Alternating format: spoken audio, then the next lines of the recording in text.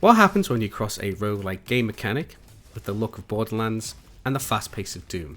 Well, you get Roboquest, a fun little time sink developed and produced by Ryse Games.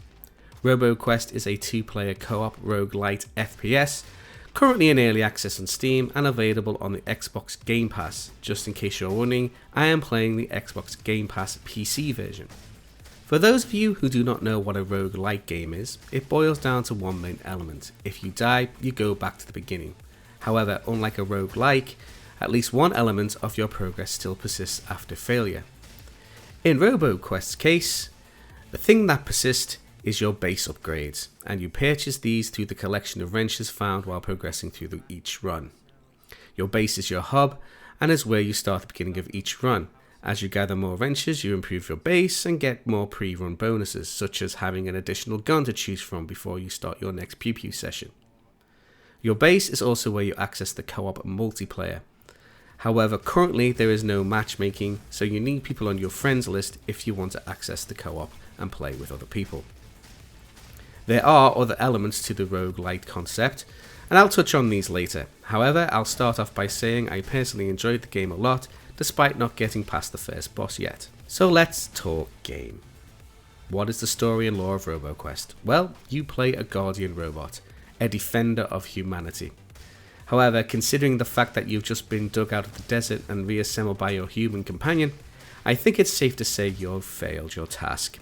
So, it's time to power up, grab your guns and try again, fighting your way through ever-increasing numbers and types of enemy robots. There are a wide variety of weapons to find and use throughout your runs, such as pistols, shotguns, LMGs and rocket launchers.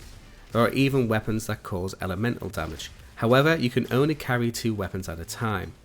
This did kind of limit me to 2 particular types of weapon that I always wanted to use. And I think that's my main bugbear about the game, is that once you find weapons you always want to use, there really isn't that much variety. Throughout each of your runs, you level up your robot, and this allows you to upgrade it with certain abilities. It's usually a choice of 2, however a base upgrade does allow you to pick more choices.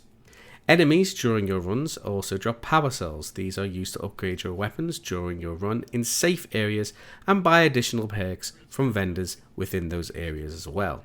Again, base upgrades allow you to start with additional power cells.